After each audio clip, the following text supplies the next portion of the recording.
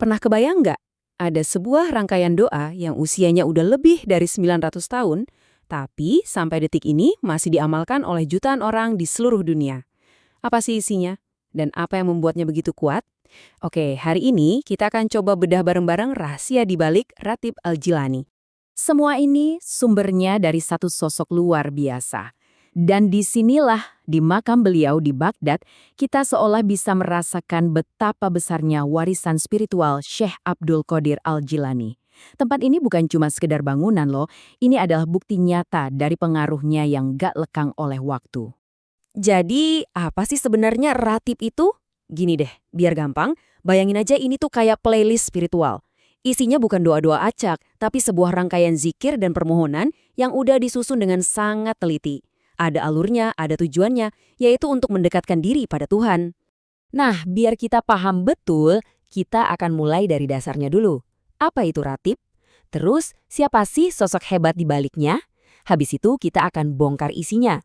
Dan yang paling penting, kita cari tahu kenapa amalan kuno ini masih relevan banget sampai sekarang. Oke, sekarang yuk kita kenalan sama tokoh utamanya, Syekh Abdul Qadir Al-Jilani.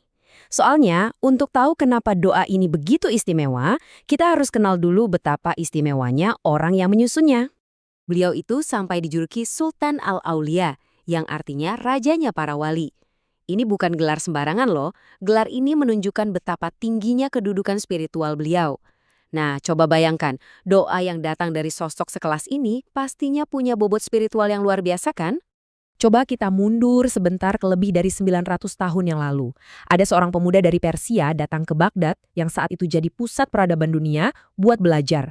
Puluhan tahun kemudian, dia bukan cuma jadi ulama besar, tapi juga mendirikan sebuah jalan spiritual, sebuah tarekat bernama Qadiriyah yang pengaruhnya menyebar ke seluruh dunia dan bertahan sampai sekarang. Luar biasa. Oke, kita udah kenal orangnya. Sekarang waktunya kita bongkar mesinnya. Rotib ini bukan sekedar kumpulan doa biasa. Ini tuh kayak sebuah arsitektur spiritual, sebuah perjalanan di mana setiap bagiannya dirancang dengan presisi untuk menuntun jiwa kita. Alurnya tuh jelas dan rapi banget.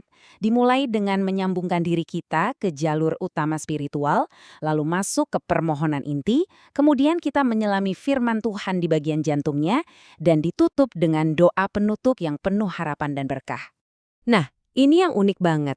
Ratib ini nggak dimulai dengan doa buat diri kita sendiri. Justru bagian awalnya itu didedikasikan untuk menghormati seluruh mata rantai spiritual, mulai dari Nabi Muhammad, para sahabat, guru-guru, sampai seluruh umat. Ini tuh kayak kita lagi menyambungkan diri ke sumber kekuatan utama sebelum meminta sesuatu. Nah, setelah jembatan spiritualnya terbangun, barulah kita tiba di jantung ratib ini. Apa sih sebenarnya isi permohonan dan renungan yang menjadi jiwa dari amalan ini? Yuk kita lihat. Salah satu pilar utamanya adalah pembacaan surah Al-Waqiah secara lengkap. Ini adalah momen di mana doa-doa kita sebagai manusia sejenak berhenti untuk memberi ruang sepenuhnya bagi firman Tuhan untuk berbicara. Jadi, kalam ilahi diletakkan tepat di pusat perjalanan spiritual ini. Doa-doanya itu dalam dan kena banget, universal. Kayak kutipan ini, intinya adalah permohonan untuk hal-hal yang paling mendasar yang kita butuhkan. Rahmat untuk memperkaya jiwa, petunjuk untuk menuntun langkah kita, dan ampunan untuk melindungi diri. Simple tapi sangat kuat. Dan kalau kita coba petakan ya, tema-tema doanya itu benar-benar mencerminkan kebutuhan kita sebagai manusia. Ada harapan untuk urusan duniawi seperti rezeki dan perlindungan. Tapi lihat deh, porsi terbesarnya tetap untuk kebutuhan jiwa, rahmat dan ampunan dari Sang Pencipta. Oke, ini teks dari abad ke-12. Tapi pertanyaan besarnya, kenapa masih banyak orang yang mengamalkannya di zaman modern ini? Di mana letak relevansinya? Nah, ini dia pertanyaan kuncinya. Di tengah hiruk-pikuk dunia modern yang serba instan, serba cepat, kenapa orang-orang justru mencari ketenangan pada sebuah amalan yang usianya hampir 1000 tahun? Apa sih yang ditawarkannya? Jawabannya ternyata ada pada 4 kekuatan utamanya.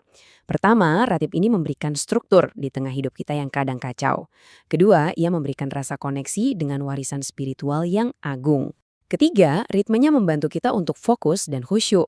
Dan yang terpenting, ia menyuarakan harapan. Harapan universal manusia yang nggak akan pernah ketinggalan zaman. Jadi, Poin kuncinya adalah ini.